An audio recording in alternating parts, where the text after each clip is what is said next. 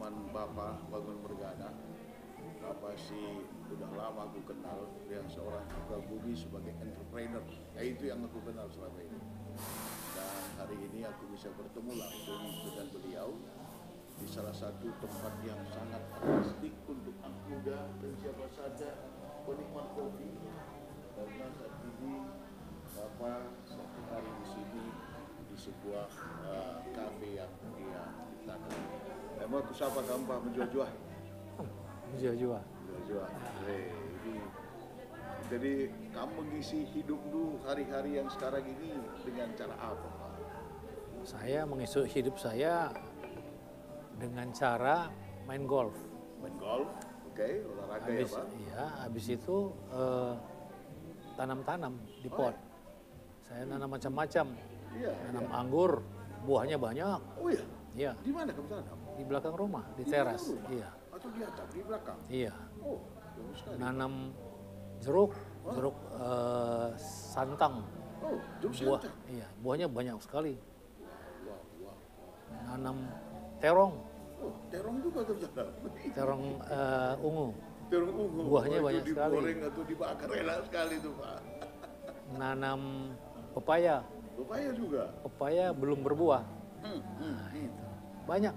Nanam pare. Pare berbuah. Iya Pak. Iya. Iya. Baik. Jadi kamu mengisi hari-hari dengan tanam-tanaman. Tanam-tanaman. Sesuatu yang sangat positif Pak. Iya. Dan dari gambaran itu saya mendapat kesan bahwa Bapak hidupnya sangat atau super bahagia ini. Ya, hidup saya adalah untuk istri dan untuk keluarga. Iya. Itu. Untuk masyarakat gereja kami, untuk masyarakat lebih luas. Ya. Kalau boleh bergunalah untuk manusia. Oh, Kemanusiaan. Kalau boleh berguna. luar biasa Pak. Dan aku dengar tahun ini kamu sudah menginjak usia ke-70, benar Pak? Iya. Wih. Saya di bulan Maret kemarin Ya. berusia 70. Ya.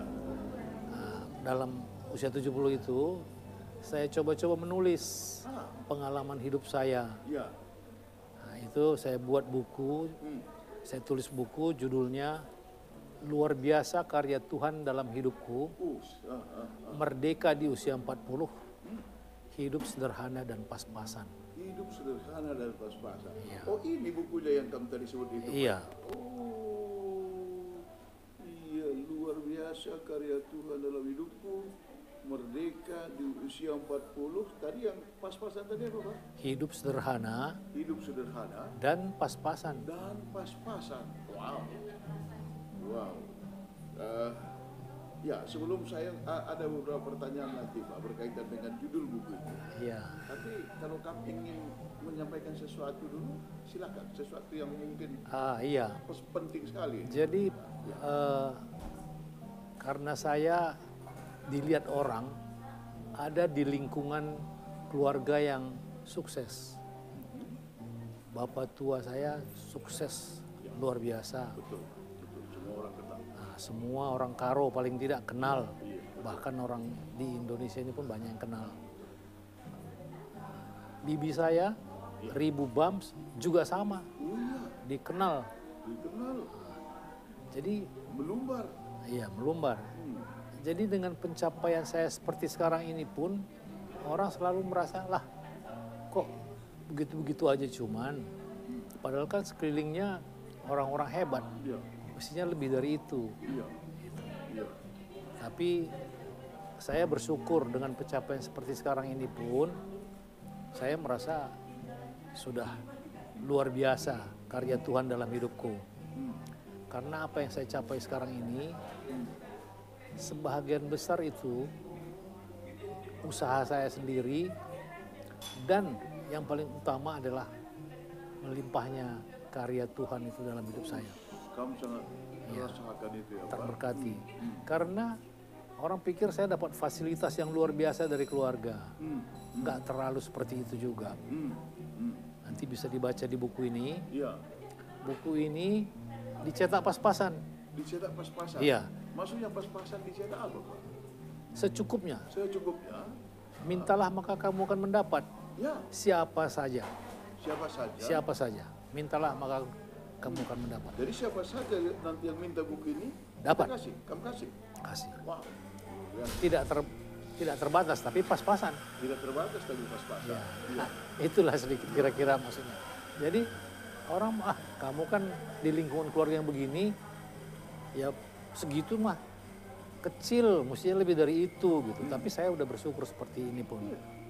Karena di dalam perjuangan ini ternyata nanti bisa dibaca di buku saya, peran keluarga ada, tapi semuanya itu lebih daripada hanya karya Tuhan yang berlaku di diri saya. Nah, itulah Nah, kaitan dulu.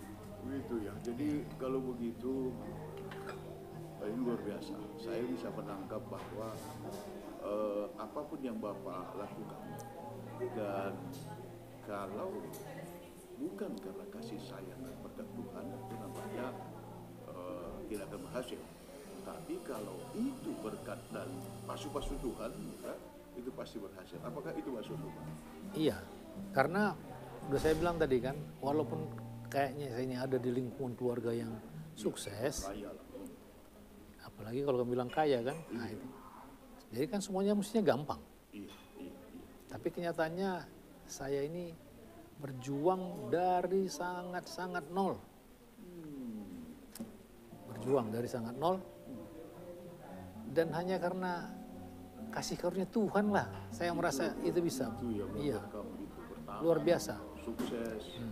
Gitu ya Pak. Saya nggak bisa bilang saya sukses, Ya. karena banyak orang jauh lebih sukses dari saya. Iya. Saya cuman hidup sederhana dan pas-pasan. Hidup sederhana, pas-pasan. Artinya hidup sederhana dan pas-pasan, saya tidak pernah hidup mewah-mewah, tapi segala sesuatu dipaskan Tuhan.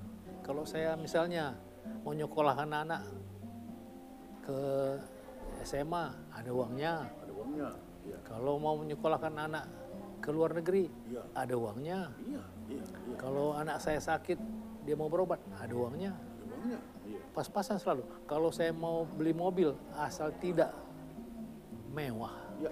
ada uangnya. Ada uangnya. Woi. Saya pernah juga beberapa kali membeli mobil mewah, tapi memang karena Tuhan maunya saya hidup pas-pasan, sederhana, Iya. mobil itu diambil lagi. Oh gitu ya Pak. Ya. Ada mobil baru beli 3 bulan, mobil yang cukup bagus, tiba-tiba ditubruk truk, sehingga total loss. Total loss. Total loss. Waduh.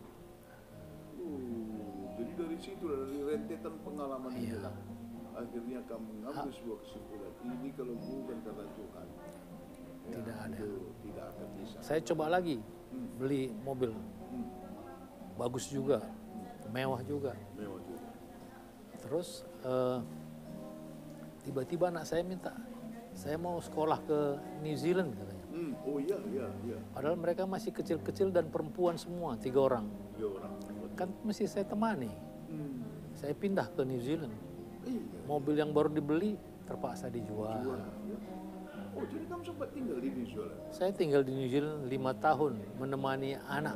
Waduh, untuk menemani supaya Agi kami bisa Oh, sekolah di sana. karena semua hidup saya ini adalah untuk keluarga, Wow. untuk anak.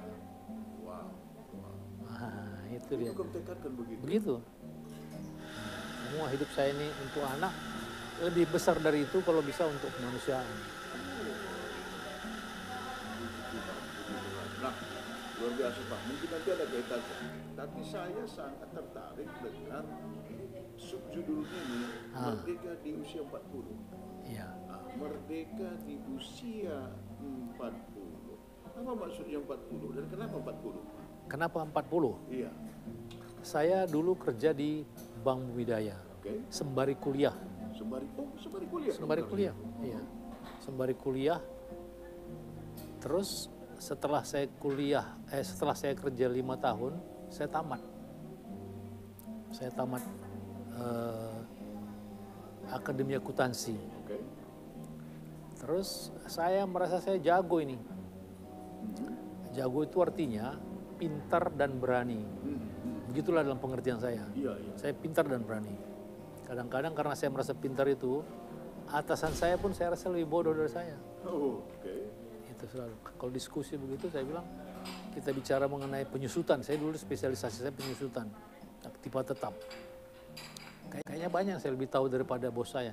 Memang seharusnya pun begitu. Iyalah, Iya, betul, betul. Nah, jadi kerja saya setelah 5 tahun saya selesai kuliah, lalu saya bilang saya merasa jago, pintar dan berani.